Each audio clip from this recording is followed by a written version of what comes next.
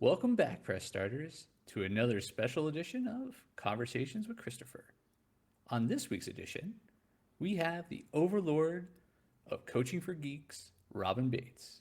Now, let me introduce you to the fabulous Robin Bates. Well, hello there. Hi, Christopher. Hello. Welcome, Robin. Thank you very Great much. yeah, it's great It's to all have you here. it's always lovely to be called fabulous on the way into a room. I Yeah. appreciate that. So, Well, I think it's one of my many adulations to you is, but fabulous definitely always comes to mind. So I know, and I have a reason for why I consider you fabulous, but I'm not sure that all of my listeners and those who are reviewing this do know Robin Bates. So the way I always like to start every conversation with my guests is to find out what their origin story is. So Robin, can you please tell us the origin of the fabulous Robin Bates? well, we're going to have to go quite a long way back to the late 70s for the emergence day of Robin Bates. Great day of celebration. Absolutely. Very cold winter. In fact, apparently I popped out and turned blue. Wasn't due till the new year. Arrived just before Christmas. Just wanted an extra set of presents. It's a good time. Good times indeed. Nerdy kid growing up. Didn't really develop great social skills instead. Very much a gamer. In fact, I don't have a joypad handy, but there are numerous about me in this room. Growing up with a BBC Micro Model B Spectrum 48K plus, an Amiga A500, a Super Nintendo, 3DO, etc., etc. Didn't really develop strong social skills as a kid. And looking back now, I can see that, in all honesty, I was a very, very anxious young man. And rather than develop coping strategies, I turned to drink and drugs. I spent the majority of my time at university. I spent my student loan on a bag of weed, a bag of cocaine, and a Sega Dreamcast. So, fun time, but that's not how you succeed in education in a meaningful way. And I continued in a meaningful way. Yeah. in a meaningful way. Yeah. And I continued to sort of mask and have false confidence throughout my 20s through self-prescribing drink and drugs, with some terrible effects of getting airlifted out of music festivals. And I got viral meningitis, and it nearly offed me a few times. It wasn't until my late 20s when a series of accidents and chance, the company that I was working for was acquired by a much larger publisher. I was working in very unique learning and teaching publishing, and that enabled me to learn lots about learning styles and working styles and leadership and confidence and the way people are in the world. And I started to almost unravel myself, unpick the story of who I was. And then I got to London and carried on bimbling around in a kind of drink and drug fueled haze until, well, I continued that journey of accidental progression in my career. Went and spent some time at the Institute of Knowledge Transfer, and then was acquired by the Institute of Physics, and worked my way up there from an administrator to a professional standards manager, sort of managing people, managing projects, managing teams, developing as a leader. And it was there where they couldn't afford to pay me more, but there was a training budget. And that's where I really learned about, I did a certificate in learning and development programs, and I loved the coaching and the mentoring aspects of it. I just felt a real affinity for it. So top of the class, really sort of like, yeah, this is my oeuvre. I have found what I want to do. And me and another student jokingly went, "Oh, we'll set up a coaching practice together." And then, of course, we went on our way at the end of the training and didn't really think any more of it. And I took the next, what I thought, logical step in my career progression, again, without really thinking about it. It paid more. It was in a similar field. And then one day, found myself on the way home. I'd got fat. I'd eaten all my feelings. 2 bacon butties every morning on the way in, and maybe a couple of sandwiches for lunch. And found myself crying on the London Underground on the Northern Line on the way home, wondering where had it all gone wrong. And at that point, I declared that was it. I was leaving London forever. I hated everything. I hated myself. I'd completely lost what little self-belief and confidence I had. And I went, that's it. I'm leaving. And instead, what I did was I got an easier job, a simpler job, a job I could do without much stress, and spent a bit of time retraining. Because everyone went, don't leave, do something with that coaching that you've been doing with your teams with amazing effect that you do with us. And so Coaching for Geeks was born after years of studying, of retraining, of learning neurolinguistic programming and coaching and more mentoring and integral eye movement therapy and cognitive behavior therapy, and we bundled it all together. And here we are. And now I help geeky content creators and entrepreneurs to grow their audience. And really, it's a mix of working on the inner stuff, the self-belief, the confidence, the having the guts to go, hey, will you come and do a podcast, and trying things and seeing what works. And part of it is the showing people how to do stuff like this. Yeah. Well, I love the term entrepreneurs. I think that's excellent. And yeah, that's definitely you definitely see that in your group. And I mean that's definitely the reason how I met you, and one of the reasons why I've been inspired last over half a year, of getting to be a part of this community that you've created, and see all the learnings and everything, and all the people you've gathered, all these entrepreneurs you've gathered around you and rally around you. And as an overlord, that's very impressive. I mean, you have quite the the group of followers there, and they do it wholeheartedly. Like I see it there every day. So maybe I want to hear more about like what you're offering in Coaching for Geeks. Like where what's the current setup? So what are the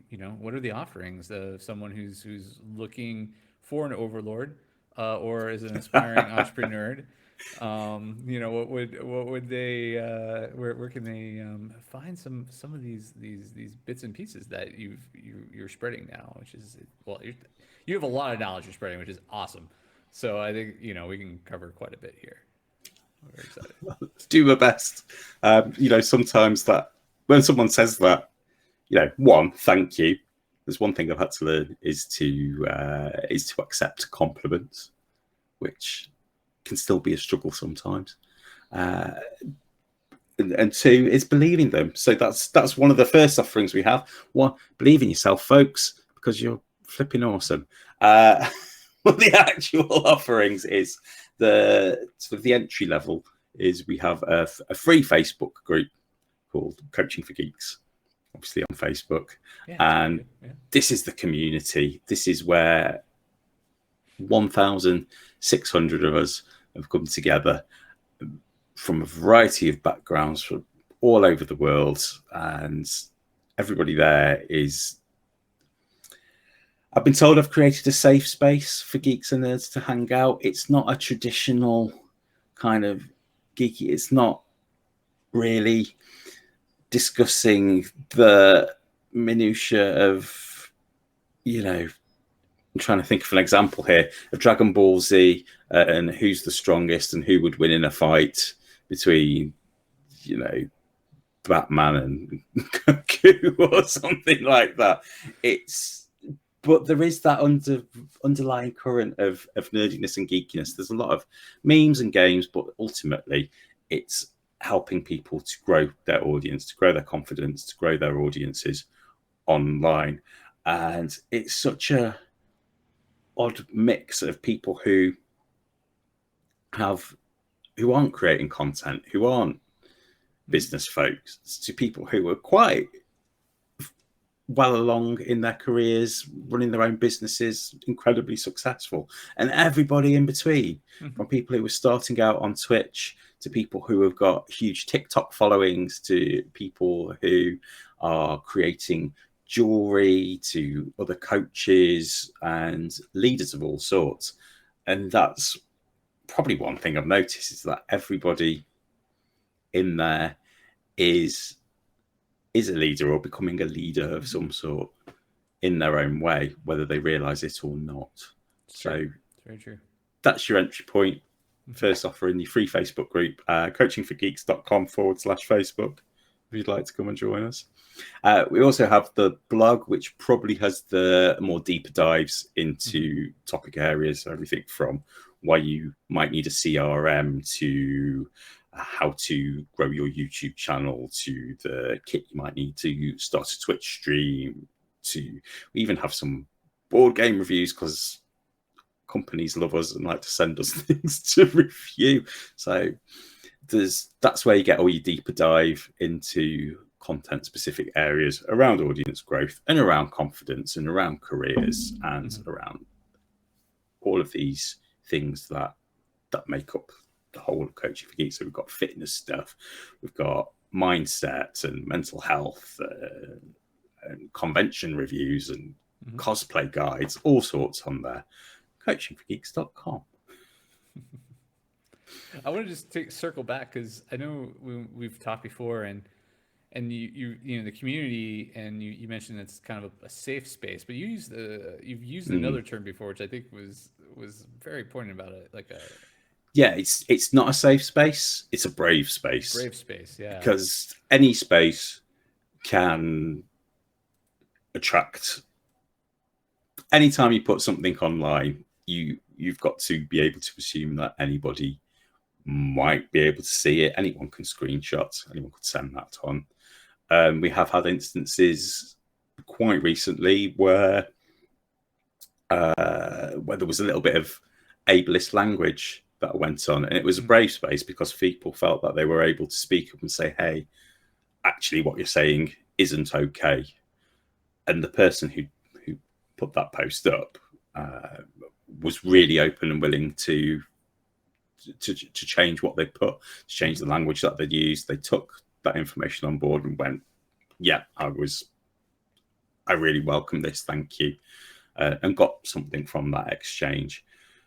And then there was one person who maybe really dug their heels in and like, no, I will not listen to the people with disabilities who are telling me that I am wrong, actually. And everybody is too touchy these days. So that person went. If you can't play nice, you can bugger off. There's a lot of options in this world, right? You know, that's the thing. I think everyone feels like, you know, oh, but this is I want this to be my space. Well, no, this perhaps is not the space for you, and there are other options out there. Yeah. And that's one thing I've had to grow into as a community leader, is that it is my space to curate, and if people don't like what's going on, then I've got to stop and listen and pay heed to what's happening and make a decision and stand by it. And as a reluctant leader, it's been something that's taken time to grow into, rather than running off and hiding and asking my team to do it and be the bad guy. Yeah. That's a fallback for a lot of leaders early on and so forth. And something they have to learn is, you know, comes with the space is making the hard choices and not always having to be get to be the good guy all the time. Right? Yeah. Sometimes, you know. But I think if you're speaking from a place of authenticity and really do want to help somebody out, like, it's not being the bad guy. It's actually still being the good guy, right? There's still value there and everything. Yeah, I'm pretty sure that individual considers me the bad guy, despite me trying to Ah, couch it in. Look, here's an opportunity for you to actually listen, pay heed, and grow. maybe in time they'll pick up on that. You Maybe, never know. maybe. Could be the catalyst. Yeah, you never know. You plant the seeds, right? So, Yeah. so speaking of leadership, and this podcast and this brand is all about the leadership to a point. Uh, but how would you define good leadership? You know. It's contextual depending on the circumstances, but good leadership comes from somebody who will make their intentions clear, and those intentions should be aligned with the values of whatever the thing is that they're leading. Making those, knowing your values and making them really clear, Mm-hmm. I think is really important for good leadership. And once you've done that, a lot of the other aspects of leadership can quite easily fall into place, including putting your hand up when you're wrong and saying, actually, I made a mistake there and I'm Mm-hmm. sorry. And this is what we've learned from it. I think that's really important. I've worked with so many leaders who think that's a sign of weakness and would refuse to do that Mm-hmm. and pass the blame on. Absolutely not. Being able to go, do you know what, kids? We fucked up there. Oh. Take it on the chin and learn and grow from it. Mm-hmm. So making your intentions clear, being flexible to changing circumstances, being there for your team, that mentoring, supporting, ensuring that they're continuing to grow and getting the opportunities to become the best version of themselves, to gain XP in the skills that they need.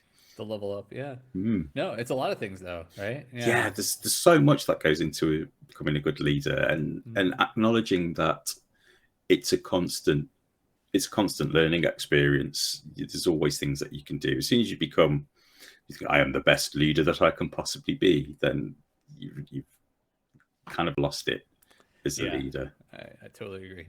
It's an ongoing journey. It never kind of Mm. ends.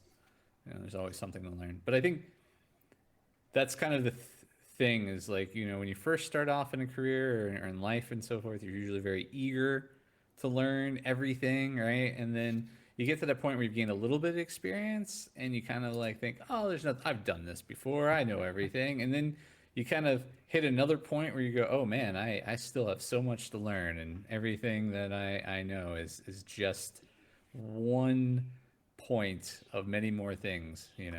So yeah. Yeah, that Dunning-Kruger curve's very real in everything. Like, oh yeah, I'm getting great at this. I'm amazing. Oh no. There's so much more to learn. Actually, thank you very much. Please teach me somebody. Yeah. So we like to ask this question because, especially from folks all over the world, because I like I like food. I'm not gonna lie, and I'm always curious about donuts. And so, what's your favorite donut? Now, I come from a northern family. My mum and dad grew up in Blackpool, which is a seaside town, the Vegas of England. In fact, but on the seaside, so piers out into the sea, theme parks, So casinos. it's more like the Atlantic City of Yeah, yeah. it's known as the Vegas of the The UK, Vegas, but sure, yeah. sure, Atlantic City's probably Well, closer. Atlantic City is the Vegas of New Jersey. So um, so plain ring donuts, mm, what you get at the UK seaside, we don't have a lot of fancy kind of stuffed filled donuts outside of big cities. We don't have mm, a Dunkin' on every street corner like Boston. It's a bit more of a rarity. So, and I also have type 1 diabetes, oh so well, yeah, that limits some bit. a plain old donut is fine by me. However, if I am in Boston, I Mm, am going to be going in and getting something filled with. I don't like jam in a donut or I don't blame jelly you. in a donut. no, thank you. A custard or a chocolate or a cream of some sort. I'm also lactose intolerant, so we're just going to shovel some sugar in and some lactose. Give me the lactase, give me some more insulin, and Yeah, clear the or room for a yeah, I was gonna say, or while. just give you a room and curl in a ball. Yeah. Oh man, yeah, yeah, that does limit the fun a little bit. That's the thing, Yeah. How about you? What would you go for if? I'm a Boston cream. Mhm. Like I grew up like I just have memories as a kid. Like in the morning when my mom would drive me to the school, sometimes we'd stop at the Dunkin' Donuts and we'd go in and we'd pick up a fresh Boston cream. So the chocolate glaze on top and then the Boston cream inside. It's on a donut. I was gonna say or a chocolate croissant, but that is a croissant with chocolate in it, which does not Yeah, qualify as a I donut. would But much the rather go for a pastry, a yeah, maybe croissant, yeah. maybe for ham and cheese if we're feeling There savoury, you or go. just Yeah. plain bit of Fair, butter. Lovely. fair enough. Not put Yeah, some but no, cream on it. Why not? why not? Let's ruin myself Go completely. go all hog on it. The Uh, so for another aspect that we like to discuss is mindfulness a good bit. And everyone has their own way of dealing with mindfulness and finding their zen. This last year has definitely been a crazy one for a lot of folks, and a lot of people have not been able to find zen or have gone deeper because what better time than isolation than the find one zen. So how does Robin find his zen? I punch things in VR to Oh, find my zen. That's how I get into a flow state. Um, it's a game called X Booster on the Oculus Quest. I don't work for them. They're not my clients or anything. Um, Icons come at your face. There's things to do, and you just punch them in the right angle, in time with the music. a little Games rhythmic. with a I get you. musical rhythm, Hmm. games with the musical element. So, but with that physicality of punching things as well. It's like Beat Saber, Yeah, it is similar. Beat Saber's swinging. This is swinging. Yeah, punching. more punching. Yeah. Yeah. All right. I've fiddled around with. I'm looking because I had one here. Colouring books and activity books. Hmm. Quite like an activity book. Okay. That that works for me. That's helped when I've felt particularly anxious. Where have I put the damn thing? I'd hold it up, and you could have put an affiliate link in, but no. There's a really nice one which is quite gentle, and I Hmm. don't like colouring in. I've always been terrible at staying in the lines, and I'd always get told off as a kid Really? for going outside of the lines. Like Okay. that wasn't creative. That was no, you have to colour within the lines and do a good job. That's kind of how it was at school when I was little. And with the I have ADHD, which Okay. quite poor motor control skills. I'm a little bit shaky, and Hmm. my handwriting is appalling. I can't draw a stick Oh, man very well at all. I'm right there with you on that one. These are all limiting beliefs, which I probably should work on, but they haven't really got in the way as an adult. But there's one of those activities. It's put down some 3 things you're grateful for today. Draw a dog. Do a little maze. Just do something that takes your mind off the activity Hmm. and Those are moves good. you into it. I'm so bored of walking. We were in lockdown for so long. I used to walk, and that would be enough. But Hmm. my brain's gone, no, we're bored of walking these same streets over and over and over. It's only so far it'll go. So yeah, punching things in VR Yeah. and little activity books. Okay. Where So did yours come from? mine meditation. I Mm. do a lot of meditation. I lucked out when I was 5. My mom was a New Age hippie, so she loved meditation, and so when I was 5, she was teaching me how to meditate, and so from there, I practice it. Not like I won't say like I was intensely meditating at 5 years old. I learned it at 5. As I grew up, I started studying and following more, and it wasn't until I got into my 20s that like I applied more of what she taught me, along with finding other teachers. So I kind of Mm. branched out: yoga, tai chi, qigong, standing, sitting meditation, energy movement in general, and even traveled a little bit of the world to through work, but also got to study with some excellent teachers. I'm also, this one always a little polarizing for folks. I'm also a big Osho fan.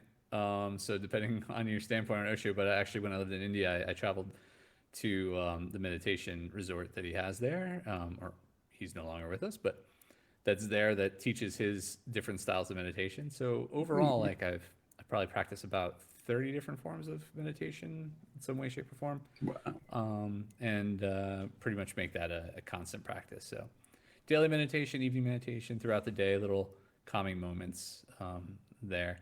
I think it's really necessary because my personality is very swingy. So I'm an extreme. So I'm all in or all out. And I think the meditation helps balance that quite a bit. So yeah, it's how I get through the day, and it's how I think how people survive around me as well. So yeah. I do a few breathing practices, but Mm-hmm. meditation is something I did a little bit when I was a teenager, when I Mm-hmm. was exploring things a bit, but I've found it really difficult to do as an adult. Like my brain is just so active, and it would probably do me the world of good to spend a bit more time It's practice. exploring it. Yeah. It really is. Like I again, it's hard for me because I try, like my wife. I've gotten that she's now practicing quite a bit, but when she first started, she's like, I can't concentrate for that long, and I'm like, just a little bit here and there, and then you get to it, right? My advantage again, I was being shown how to do it when I was like 5, so for me, it was like really easy. I just kind of step into it. It didn't seem like, but I get it where other people are like, oh, I can't do that or whatever. And but I also think the big thing for meditation is removing the expectations of what you think you're supposed to be getting out of meditation, because I think a lot of people's preconceptions of like my mind's supposed to be empty, and it's like in some cases yes, but in most no. You're just letting the thoughts come. It's more about release, right? It's like meditation lets you bring on what you need to be thinking about in that moment, and then learning to release it and letting go. And that's the tricky part, is the letting go part. So that's, you'll get a lot of thoughts sometimes in a, like some mornings I'm clear as a bell, other mornings I'm thinking about the 8 gabillion meetings I have for the rest of the day and stuff, but it's great because it sorts me for the rest of the day. So yeah. But you actually, you have a great group in addition. So you talked about the website, you talked about the community, but you have now a regular thing going on. I know it's a little exclusive. There's definitely a bit of a wait here and there for it, but there are openings on occasion, and this is something that I'm a part of, so I can speak highly of this. It's something that I find a lot of value in, and it's helped me find a lot of focus. And it's the Coaching for Geeks Turbo. It is. I can just go, all right. If I can lean far enough. I've been working on my core so I can lean Yeah, now. Yeah, Coaching for Geeks Turbo. It's all that punching. It's really helped. Coaching for Geeks Turbo is my paid membership group, which it is exclusive in that it opens at the start of the month. We open on the 1st of each month, and it ends on whatever the final day of the month is, whether that's one of your Februaries or one of your Augusts, the short and the long months. And it's all about goal setting and accountability and group working, and having a really supportive team of cheerleaders there who are rooting for you, who will commiserate with you, uh, cheer you up, and get you to that goal that you set at the start of the month. And we start by having a one-to-one conversation, figure out exactly what you want to get out of a month in Turbo, and then every week we have a group session where we go, right, what's your goal this week? How did you do last week? And what's your goal in this coming week? And these conversations are where a lot of the magic happens, because it's not me telling everyone what they should be doing. It's more of an exchange amongst the people who were there, and everyone chips in and goes, have you thought of this? Have you tried that? Oh no, that's not worked. What about these? And people share ideas and yeah, no, chivvy each other it, along. And it's awesome, and the stuff that you get out of it, like just from bouncing ideas or just being there, it's I'm careful to not call it a mastermind, because it's different than a mastermind per se, because it's such a variety of folks. But it's definitely, again, going into that nerdpreneur. What you use it? It was such a big Entrepreneurs. nerdpreneur. Yeah, like that. And there's a lot of those, but it's a mix, right? There's people that are doing their fitness goals. There's people that are doing they're like trying to build up their Twitch channel and their stream and everything like that, or their Yes, brand, or someone's launching a YouTube podcasts. channel. Yeah, Someone's just tidying the house up because it's messy and they just want that focused time. One person joined to rethink their drop shipping business and went and did. You also get access to all the training that I've created on a platform, all the webinars and guest sessions and everything I've ever put together. And they've worked through that and had an epiphany that they have given their power away to authority quite a lot. I have checked, I am allowed to talk about this outside of the group.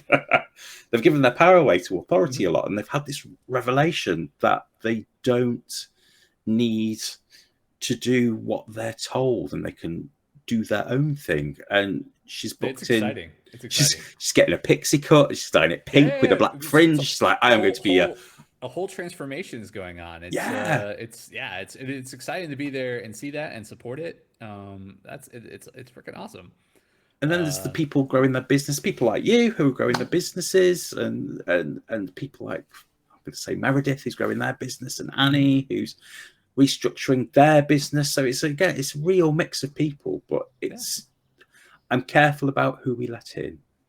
So we keep that culture and my values of fun and respect and all of those things, which I think is awesome. And I think the best way, if this sounds like already you're like, oh man, I really like what Robin's putting down. My best suggestion for you, if this is something that's interesting, is to check out obviously the free group and become a member.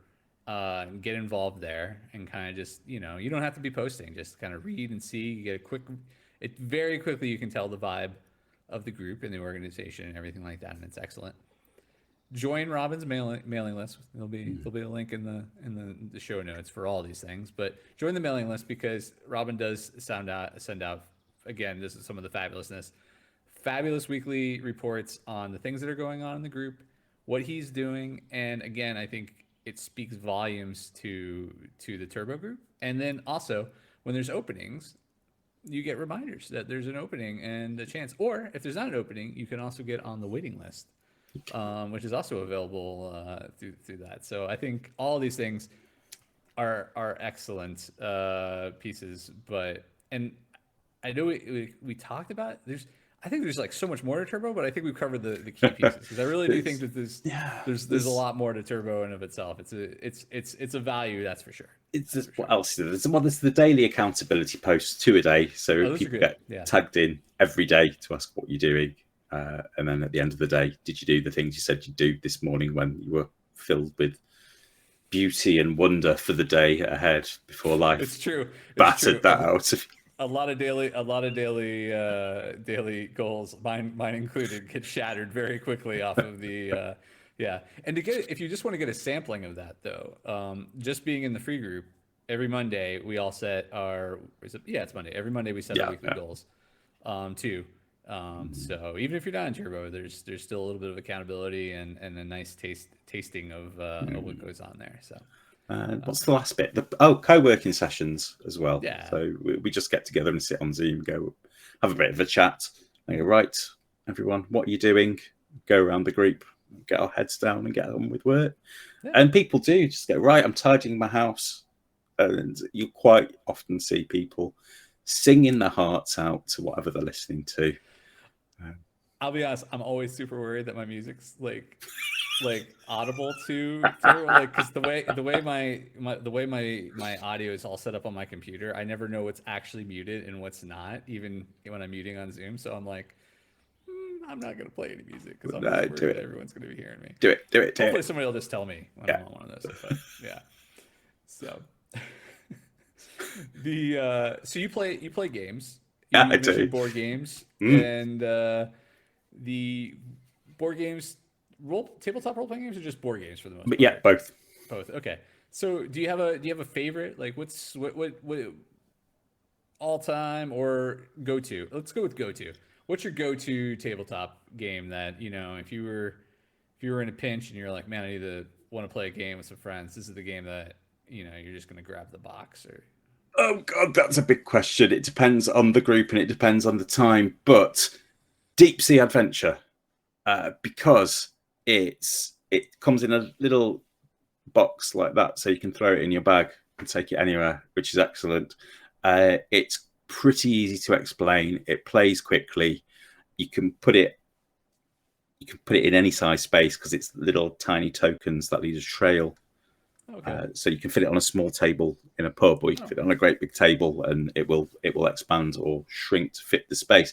And it's really fucking brutal. You're all deep sea divers, but you are cheap, and there's only one tank of oxygen between you, and you travel down. It's a roll and move, but the dice only go up to, they have 0, 1, and 2 and 3 on them, I think. And so you travel down.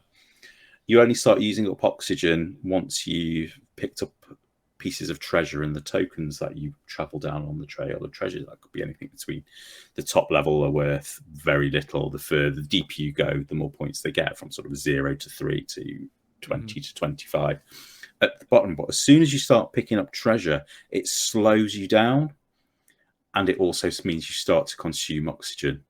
So the tracker starts going down very quickly as people are picking up treasure. And if you get greedy, then it slows you down so much that you end up drowning at the bottom of the ocean, and everyone laughs. Oh, only fair. And it's just an absolute delight because you're egging each other on. You push, go on, go for it. You can pick up one more, knowing that some prick right at the top who's only got 1 point is going to turn around and head back and doom us all. It's a lot of fun in a very small box for about £15. Yeah, that sounds very good. And you actually said something that I never really thought about. The pub size, right? Like pub size games, because there's plenty. I mean, I've gone to plenty of pubs that have games. The problem always is they're usually too big for the space that's allotted in a pub, right? So it's kind of ironic that, I guess that's not the word, but kind of stupid. That that like the pubs are set up, they have the space, but they don't have the space. Yeah. Right. So I like the idea of pub size games. There's probably more of those out there that I'm just not aware of. That I just need to be like, what are pub size games? Because that actually sounds like a great niche that should be out there, and it probably already exists. But Oink Games do a lot of these little, quite small box size ones. So it's quite a light entry. It's not. It doesn't have a huge amount of tactical depth, but it's if you're in a pinch. Yeah, deep sea adventure. It sounds like it's got a lot to it, right? Playable trackers, some kind of strategy in there. So for a simple game, it's actually, I feel like, has a lot. As a former game designer, it actually sounds like it's got a lot of depth to the design itself. So it's actually pretty cool. Absolutely smashing game. But on the other hand, I'm like, no, let's play Mansions of Madness version 1, which takes over 2 tables. It takes an hour to set up. If you get one thing wrong, the whole chain of events is broken and you have ruined the game. And it takes 5 hours to play. And love it. Much better than the app version. Sorry, folks. Version 2 is trash. It's all right. It's how I feel about anything past, second edition Talisman. So with all the extra corners that just keep expanding out of it. Everything. But you must roll exactly to that. No. Yeah. It's definitely has its flaws too. Do you have digital Talisman on Steam? I've seen it. I have not picked it up. The I need to. What I also need to pick up is the tabletop, like the role playing game version of Talisman. It's actually written by a couple of my friends. So I'm like, And I asked them though, is it as brutal? So I asked them when they were writing, and I said, is it as brutal? Like, will you lose friends over this game in tabletop? And they're like, no. Then it is an affront to the name Talisman. Talisman's all about losing friendships. That's what that game's for. No, that's diplomacy, surely. Yeah, diplomacy too. That's Oh, definitely. what's the one with Barrow Trauma? Have you played that? Mm-mm. That's 2D Among Us on a submarine that flies through space. Well, it just sounds Probably cool. Like it's it's got a good excellent. setting. Mm. Yeah, It's got that kind of Lovecraftian, otherworldly menace about it, and you're just trying to keep your space submarine going. And then why does it keep breaking? yeah. Is it you? Let's batter you to death with a pipe and find out. Yeah. Oh, Hmm. best way to settle most. Yeah. Right. That's my style of leadership. No, don't follow that. No, No. no, it's not. I'm a So nice guy. so on the video game side of things, are you PC, console, handheld, electronic devices? What are you like? Where do you go for your digital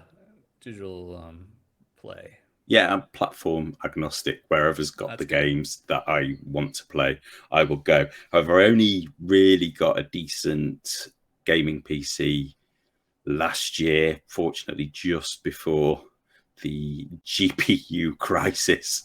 So I've got my beast under the desk. That's raw. The fans roar a little bit. I've cleaned her, Nah, but that's fine. she's a noisy beast. But I've got a PS4 and a Switch and a Wii U and Oculus Quest and a variety of older systems knocking about. I've still got a Dreamcast somewhere. Yeah, but Dreamcast is solid. It's a solid. Like at that time, it was the that's the generation right after the Genesis, right? Dreamcast. So yeah. Yeah, So no, Saturn came after oh, Saturn. Genesis. Okay, no, Yeah. you're right. Yeah, yeah, yeah.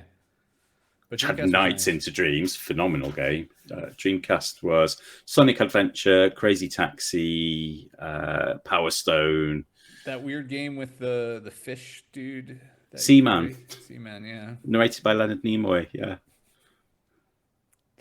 So many and yeah, classics. it was terrifying, that game, and it learned things and it would repeat them back and There get yourself in mischief.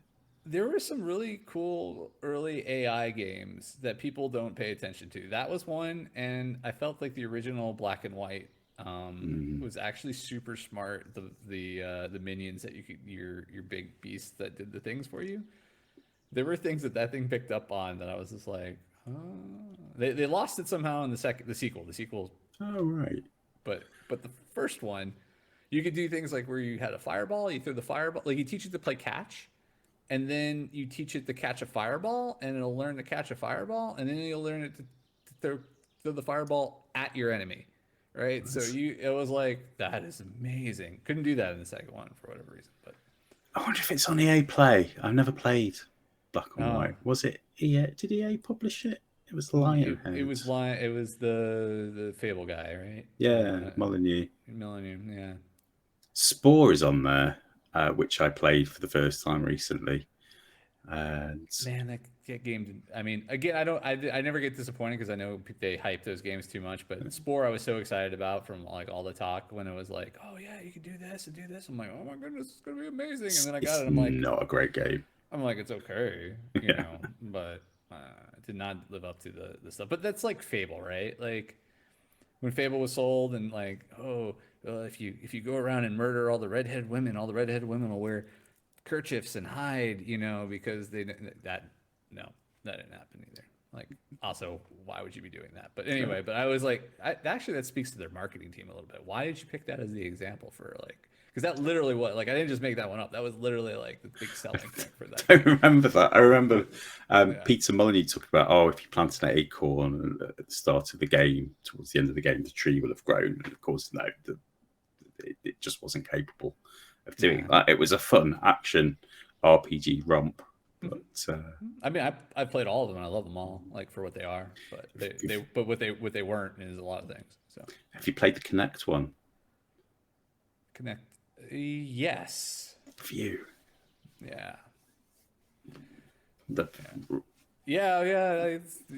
I actually I was musing with my wife today because we were going through my library on my Xbox, and she was like, "Oh, Dance Central." I was like, "Can you do that?" I was like, I need to get a Connect to do that again because I used to love the hell out of that. Like, Yeah. I think I was one of the few fans of Connect. Like, I know there's a lot of people who were like, Connect's stupid or whatever. Like, I mean, I used the excuse that I bought the Connect in order to do the voice commands for Mass Effect. I think it was Hmm. Mass Effect 2. You could like give commands to. No, I bought it because of Dance Central. Like, Yeah, no, look, there was some 100%. great games on there. Star Dance Wars one was Central pretty was good. fun. There was another dancing one by Konami, which was more of a B-Marny, Paradise style sort of. Yeah, I'm trying to remember that one. Yeah. There was the one by Double Fine, Mm-hmm. the Happy Action Theatre. That was phenomenal with the room full of drunk friends, and so all of a sudden the room was filling with lava and people were burning to death in it. Yeah, no, that one was good fun. It's good fun. Now with Butterflies playing Breakout, and it's just bonkers. Yeah. Lovely stuff. Loved it. I pitched a giant monster Connect game that just didn't sadly didn't go anywhere. You play the giant monster and you destroy the cities and everything because I thought that would just be like I still think it'll be good fun and I still probably maybe I'll Yeah, play I would play that in VR. Exactly, I absolutely. think a lot of people would. Yeah, Yeah, like and there was the you. one where it was like a puzzle game, but you had to be the bridge for the little guys to Mm-hmm. walk over, and there was a And hole they in the walk over you. Yeah, yeah, yeah, wall, yeah, and yeah. so many great games. Of which, if It's I they'd think have, it's the novelty part though, right? mm, Like so everybody was building on the novelty of it, and it's like any kind of cool game ideas. It's like, all right, now you've gone past the novelty. What else can you do with it? And I think people just kind of yeah. And yeah, people and for whatever reason, like even though like I think the Wii, right? People were doing a lot of stupid stuff and people were having fun doing it. mm, I'm guessing this again. I have no proof of this, whatever. I'm guessing that your typical Xbox player versus your Wii player is maybe a little bit more self conscious about the stupid shit that they do in front of yeah, their home monitoring camera system.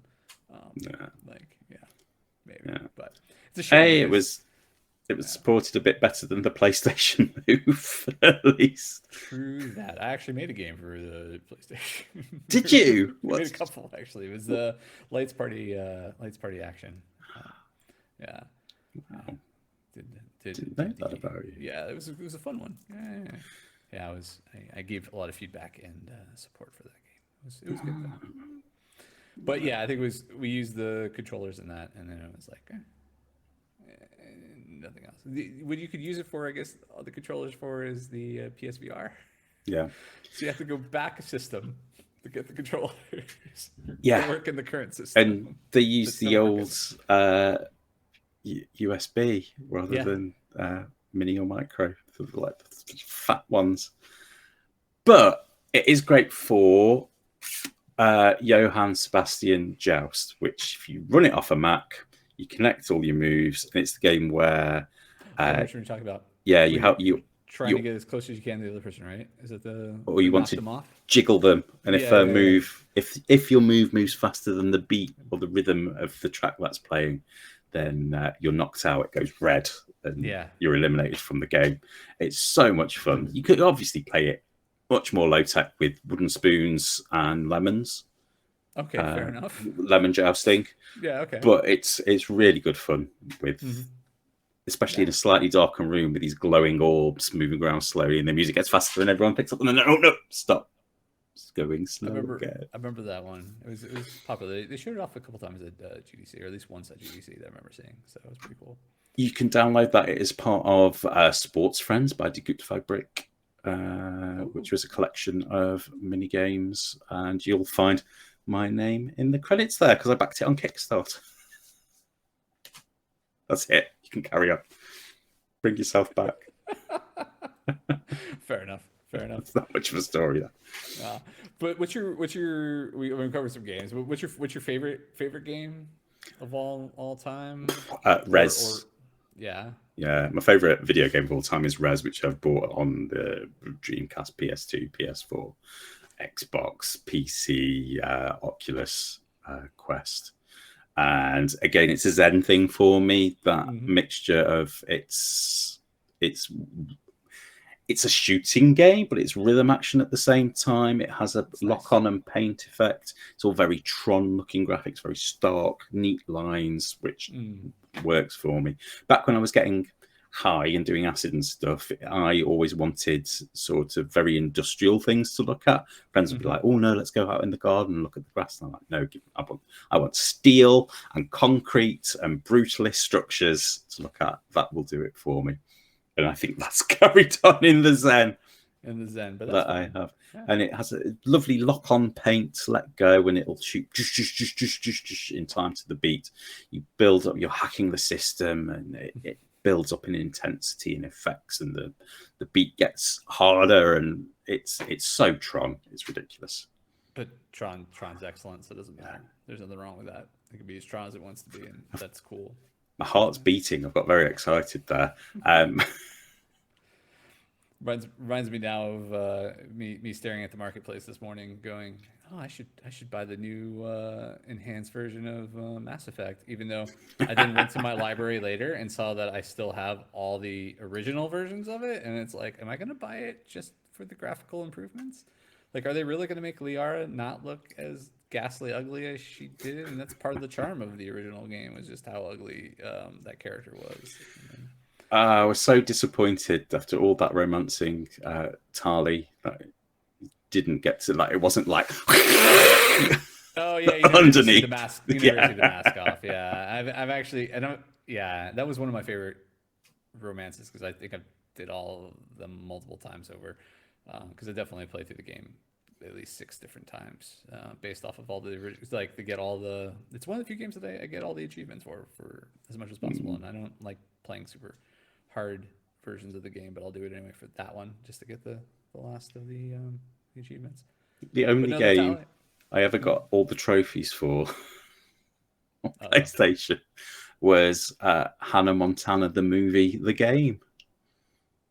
That's a fun fact for you. Sorry, back to Wow. Mass Effect. You were about to tell me something more No, about I was Liara. no, I was gonna say, I was gonna comment that during this whole COVID thing, I kept thinking to myself, I was like, man, we're getting really close to having to be quarantines, aren't we?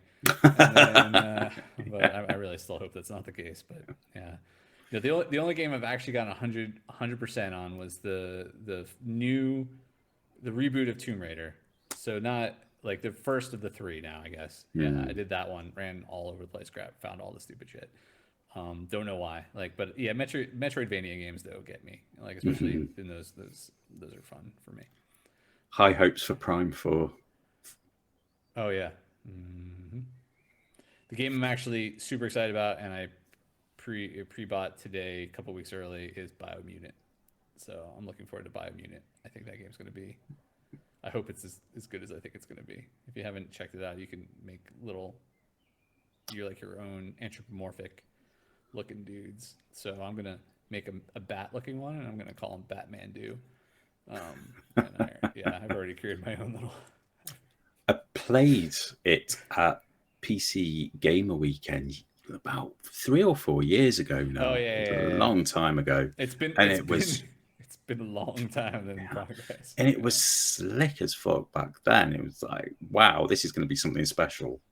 And yeah. then it's disappeared for years. So wow, let's hope it is. I do.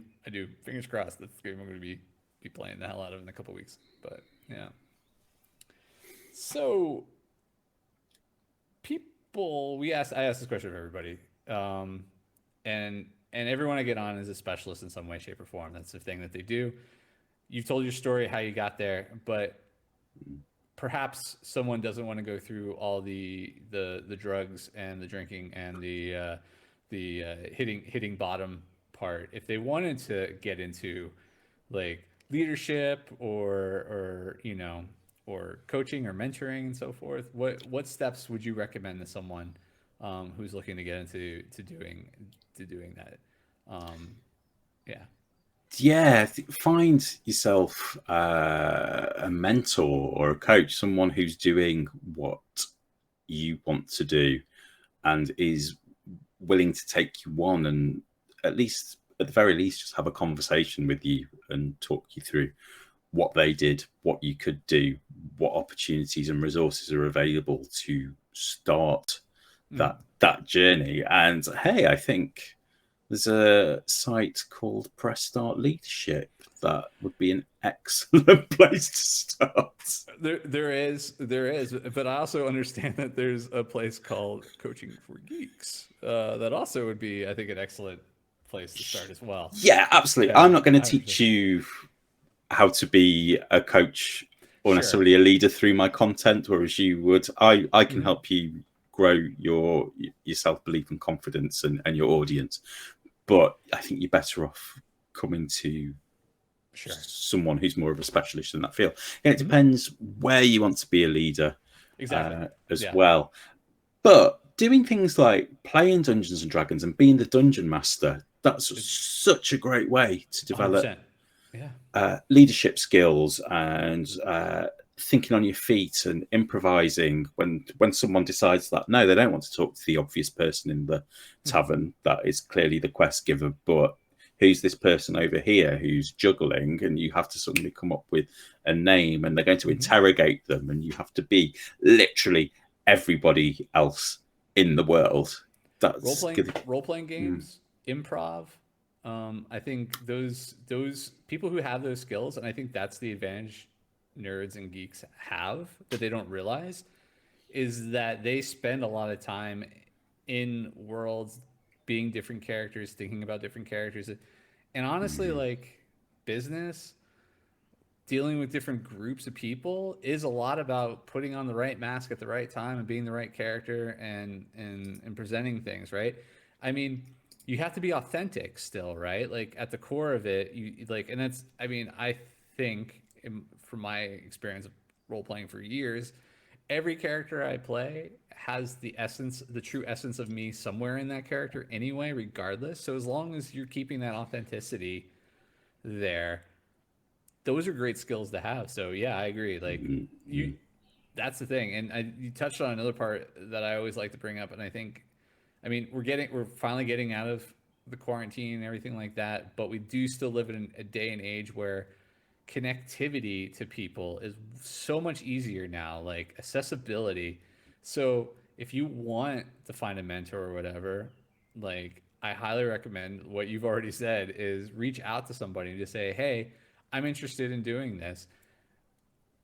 I've I love it when people write to me. I will respond back. I find the sad thing is usually the conversations kind of die off after a little while. So I think it's really people. I think if you want to do it, go in. Just be respectful of people's times or whatever. But I mm, really mm. feel like there's tons of people out there that are in your field, what you're doing, that are more than willing to share their experience and their knowledge with you. And so if people are willing to now, they're not all going to say yes, right? You're probably going to have to, it's a numbers game a little bit, right? Mm, But mm, somebody will say yes. And when they do, be respectful of their time and like take advantage of that. Use that moment to be like, hey, I have questions.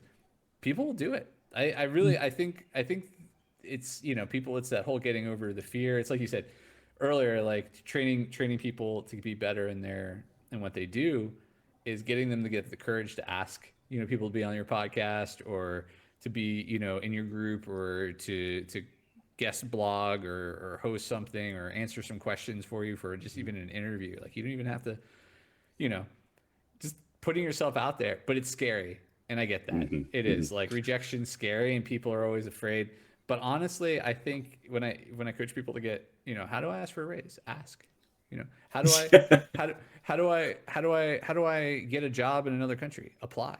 Right? Like the first step is doing it. Now, the fear of like how it's going to be, but chances are most people are just going to say either, well, most likely ghost you nowadays, which sucks, but say no or maybe say something ridiculous. Generally they won't. Like most, if they're going to respond to you, they're going to probably say like, yeah, sure, or ask more questions on what you want exactly. But It's my former mentor's catchphrase is "shy kids don't get sweets." It's true. If you don't ask, you don't get. There's i no was harm i in was asking. not a shy kid, sadly. Like You did well at Halloween. Huh? I did really well at Halloween. Yeah, just to tell the personal. So my I had babysitters, and the way my parents handled like the babysitter having to deal with me is they would buy a box of cookies, and they would babysitter would take the box of cookies and give me the box of cookies, and I would eat the box of cookies, like the entire box of cookies, right? And it wasn't like spread out over a week. So I was a husky child. I'll put it that way. I know some people don't like that term, and it definitely leaves some childhood scars. The word husky. We're going to the store to buy some new pants. We're going to go to the husky section. Like nobody, no. It's that line right between adult and kid. It's just like, yeah. But See, that I don't think we have that term over here, and it really confused me when okay. like, what, the husky section? Dog? What? Yeah, no, there's that. There's definitely that, but no, it's not. It was like something I think I want to say it came out in the 80s. I think it really was like a term they tried to come out for, like Slightly larger child. Yeah, the hefty children. But yeah.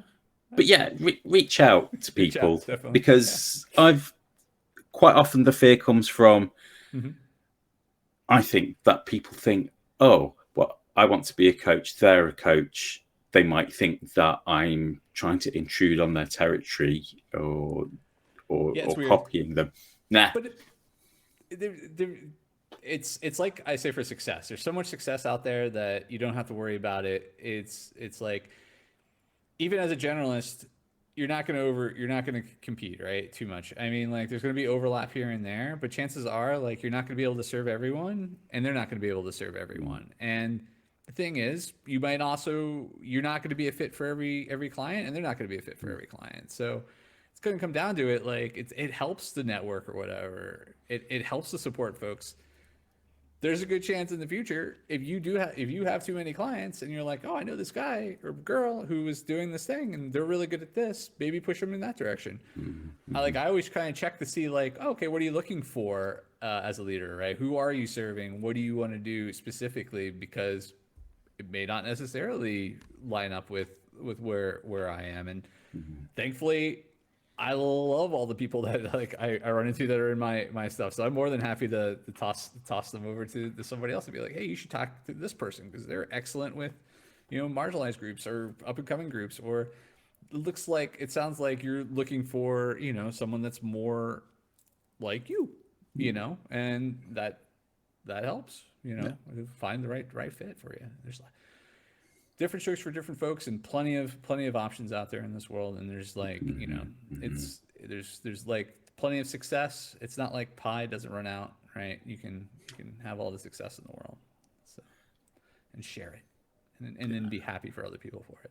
Yeah, and sharing it is that thing. Like when people come to me for questions, advice, pointers, like, oh, hey, why don't you write this up for the blog? And then I get a piece of content, they get backlinks, everybody wins.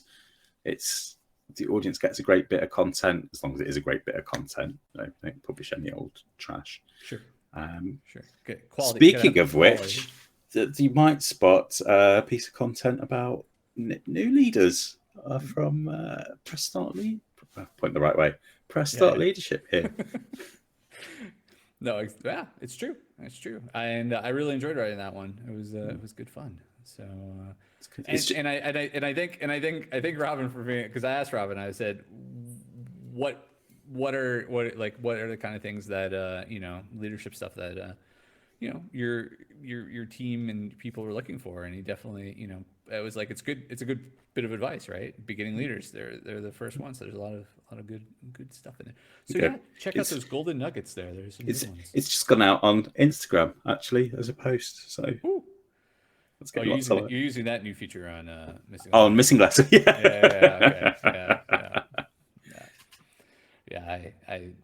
I don't want to. Instagram is the one spot where I don't want to. I have too much. Missing Letter sends out a lot to all my different social networks, and I need to keep a closer eye on Instagram. But I'll take a look over that on Instagram. Make sure that it's only allowed to post there once a day on the calendar that I've set up. So it's not going to overwhelm. Oh, that's good. Yeah, very cool. So, Robin, I really do appreciate your time today, but I would like to ask for one more reminder for the listeners and those viewing. Where can they find you? Very easy to find. If you type Coaching for Geeks into any of your devices, we will pop up. But if you want specifics, you can find the website coachingforgeeks.com. Join the free Facebook group, coachingforgeeks.com/Facebook. Meanwhile, over on the homepage of the website, if you click at the top where it says CFG Turbo, you can find out more about Coaching for Geeks Turbo and apply to be in the next round of Turbo. I'm on Twitter at Coaching Geeks, Instagram at Coaching for Geeks. Sorry, they are different. Twitter just doesn't allow enough letters in the username. But if you follow me on Twitter, I'll probably be posting pictures of the beautiful sky or a friendly cat that I've encountered. It's not very coachy out there. Chris, you've turned into a dot in the corner of the. I think, it's sadly, I think we've run to the. Oh no! I think my camera decided I wanted to turn into a pumpkin. So we're out of time. I'm in charge now. Welcome to the Press Start Leadership Podcast, where all your dreams will come true. It's true. It's true. Just hit me up on anything. I'm quite an open book. You can find me. You can chat to me. I highly recommend it. Robin is, as I said, a treat and very fabulous. And honestly, one of the most generous beings that I've had the pleasure of meeting. So thank you. Yeah, no, it's been great. Thank you so much for being a guest and sharing your journey and what you're doing now. And I hope many of them join us over in Coaching for Geeks, because it is a great community that I think there's a lot that our listeners here can get some value from. So I hope they take advantage of that. Yeah, me too. It'd be great to have some of your awesome Press Start gang along for the CFG ride. Thank you for having me on. It's been an absolute pleasure, Christopher. Yes, always a pleasure, Robin. Thank you.